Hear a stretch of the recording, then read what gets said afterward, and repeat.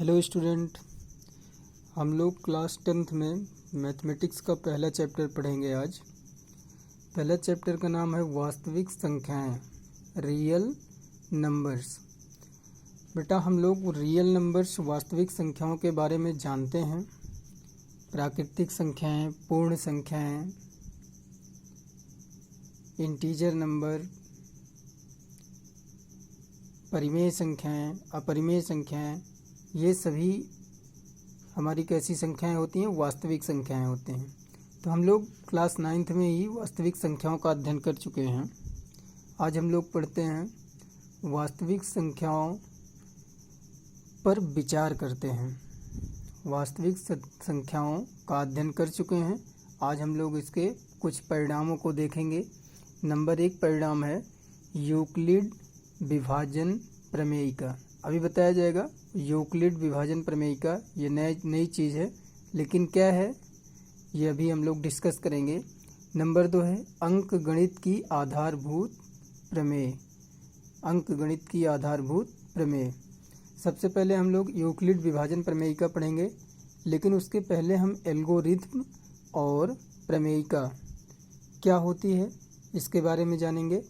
बेटा एल्गोरिथम होता है, एल्गोरिथम सुपरिभाषित पदों की एक श्रेणी है जो समस्या को हल करने की विधि बताती है। एल्गोरिथम क्या होता है? सुपरिभाषित पदों की एक श्रेणी होती है। सुपरिभाषित पदों की एक श्रेणी होती है जो समस्या को हल करने की विधि को बताती है। लेकिन यहीं पर हमारी आती है प्रमेयिका।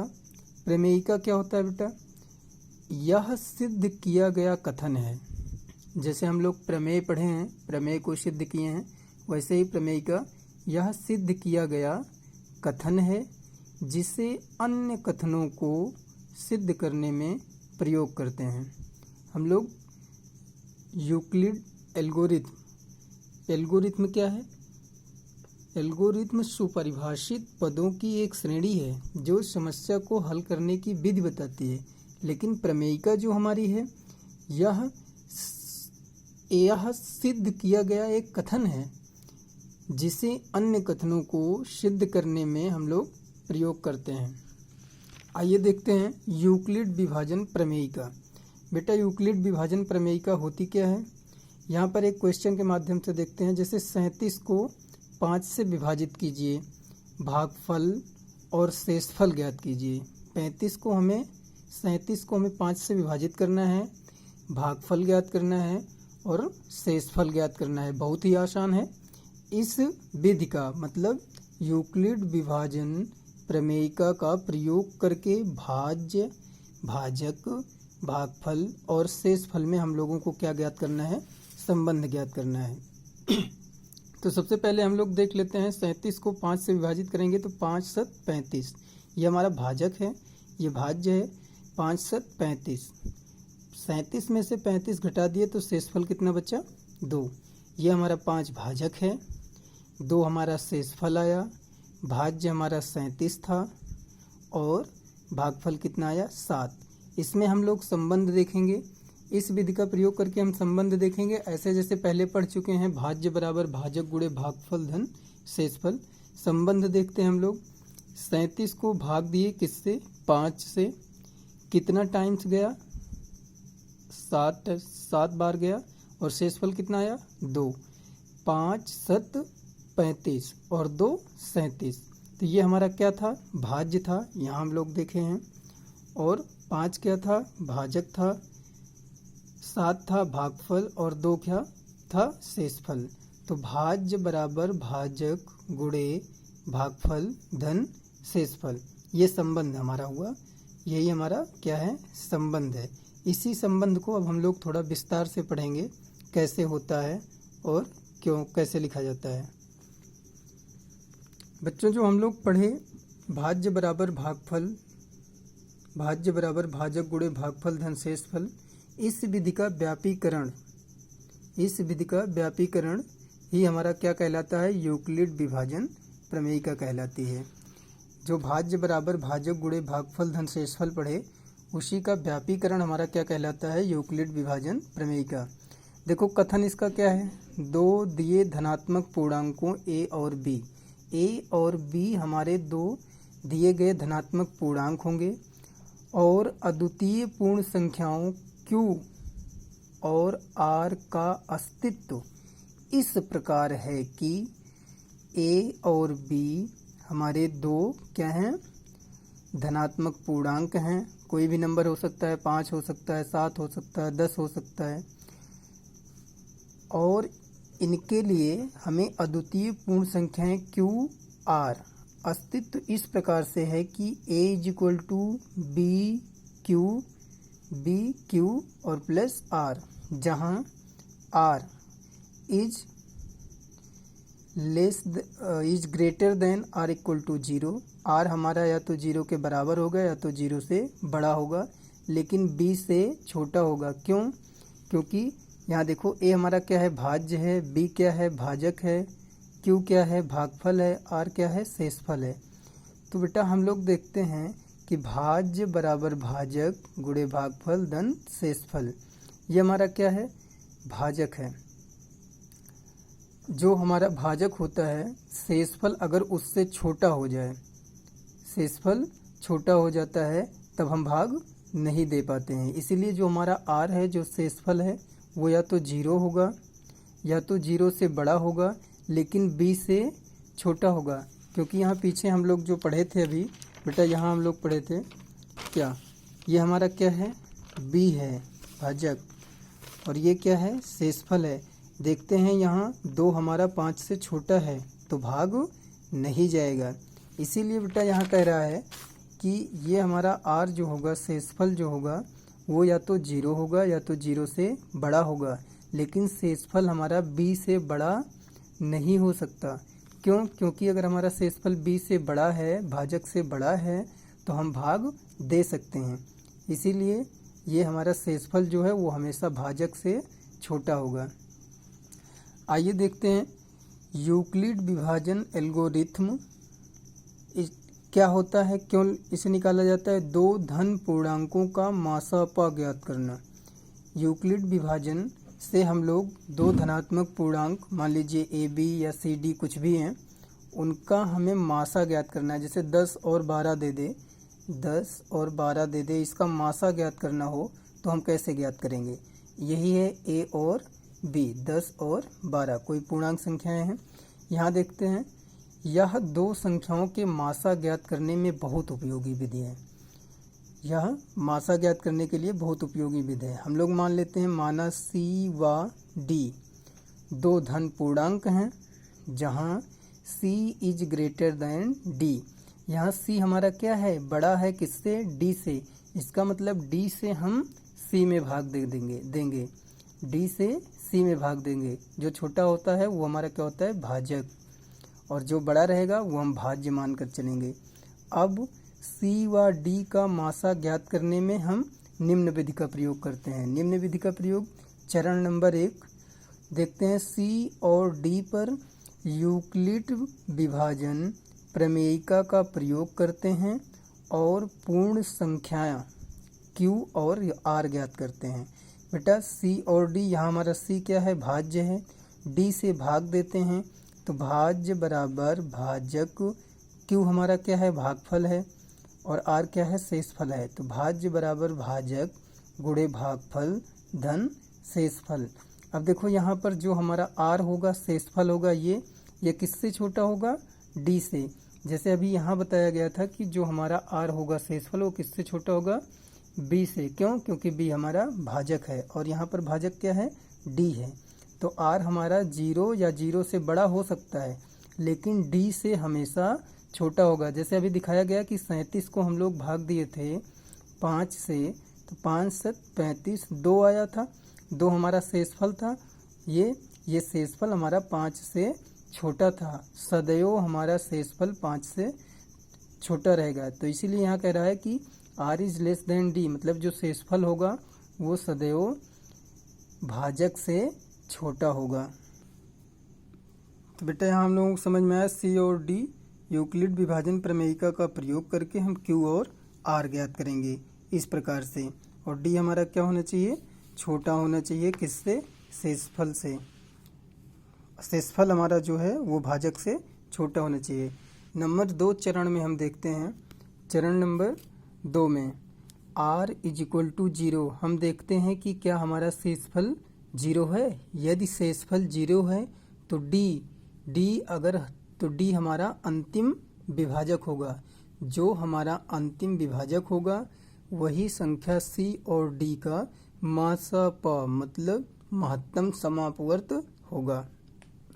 यदि r हमारा 0 नहीं है, शेषफल हमारा 0 नहीं प्राप्त होता है, तो पुनः हम क्या करेंगे, d और r का प्रयोग करते हैं।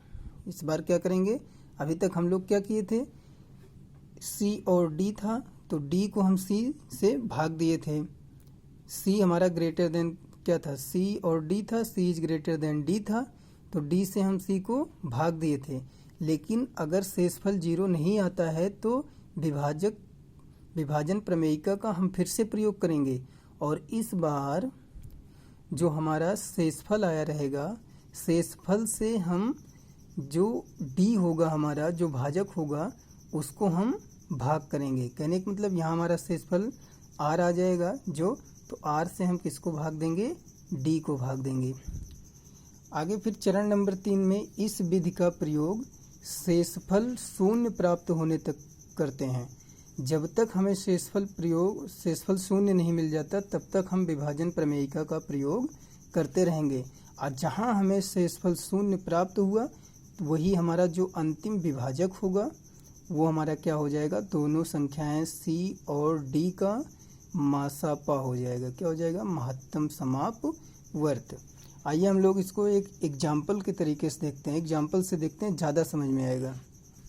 यूक्लिड विभाजन एल्गोरिथम का प्रयोग करके मासापा ज्ञात कीजिए। किसका ज्ञात करना है, 135 और 225 का। बेटा हम लोग देखते हैं यहाँ क्या 225 हमारा बड़ा है, 225 बड़ा है किससे, 135 से।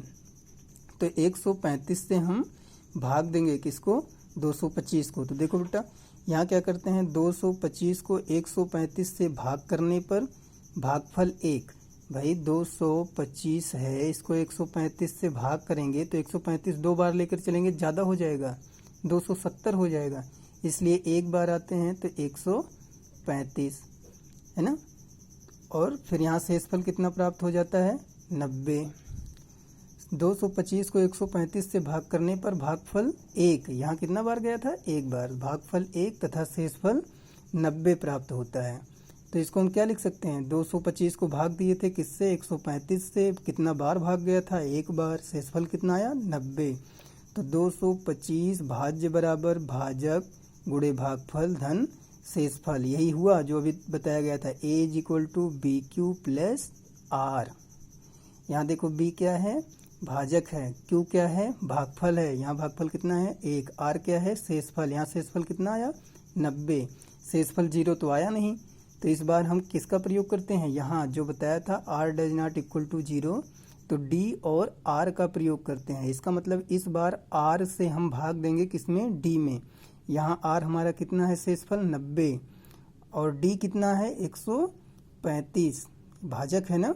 तो अब शेषफल 90 है जो कि शून्य नहीं है, इसलिए पुनः 135 को 90 से भाग करने पर, 135 को हम लोग 90 से भाग करेंगे, 9 दूना 18, 180 हो जाएगा, इसलिए भाग कितना बार जाएगा, एक ही बार जाएगा, तो शेषफल कितना आ जाएगा, 40। पुनः 135 को 90 से भाग करने पर भागफल 1 और शेषफल 45 प्राप्त होता है, ठीक है ना। तो क्या लिखेंगे, 135 को भाग दिए हैं किससे, 90 से, एक बार गया है और शेषफल कितना मिला है, 45। तो भाज्य बराबर भाजक गुणे भागफल धन शेषफल। देखते हैं हमें शेषफल कितना मिला है, 45। यहाँ देखते हैं बेटा फिर से हमारा जो शेषफल है वो शून्य नहीं है। तो जैसे यहाँ 90 से भाग किए थे किसको, 135 को, वैसे यहाँ 45 से भाग करेंगे किसको, 90 को। यहाँ हम देखते हैं कि शेषफल 45 प्राप्त होता है जो कि शून्य नहीं है। अतः पुनः फिर से हम 90 को 45 से भाग करने पर, फिर से हम 90 को 45 से भाग करेंगे तो 45 दूना 90, 90 को हम 45 से भाग करेंगे तो 45 दूना 90, भागफल कितना आया 2। 45 से भाग करने पर भागफल 2 तथा शेषफल कितना प्राप्त होगा 0 तथा शेषफल 0 प्राप्त होता है। तो फिर से हम लिख सकते हैं 90 को 45 से भाग दिए थे, भाज्य बराबर भाजक गुणे भागफल धन शेषफल। ये हमारा क्या हुआ भागफल, ये क्या हुआ ये बेटा हुआ हमारा भाजक। और इसके बाद जब 0 प्राप्त हो गया शेषफल तब हम बंद कर देंगे काम। अब हमारे पास कुछ बचा नहीं कि हम भाग दें, तो अंतिम भाजक हमारा कौन सा आया 45। तो ये 45 क्या हो जाएगा मासा। अंतिम भाजक हमें मिला है 45, अंतिम भाजक 45 है। अतः 225 और 135 का मासा प मतलब महत्तम समापवर्त, या हम इसको ऐसे भी लिख सकते हैं मासा ऑफ 225 और 135 कितना आया 45। यही निकालना था हमको बेटा। इसको एक और आसान तरीका है, लेकिन जब कह दे कि यूक्लिड विभाजन एल्गोरिदम से तो हम उसी से निकालेंगे, नहीं तो हमारे पास एक वैकल्पिक विधि भी है। देखो 225 को भाग दिए किससे 135 से, कितना बार गया एक बार गया, इसको घटाए तो शेषफल कितना आया 90। अब इस 90 से भाग करेंगे किसको 135 को।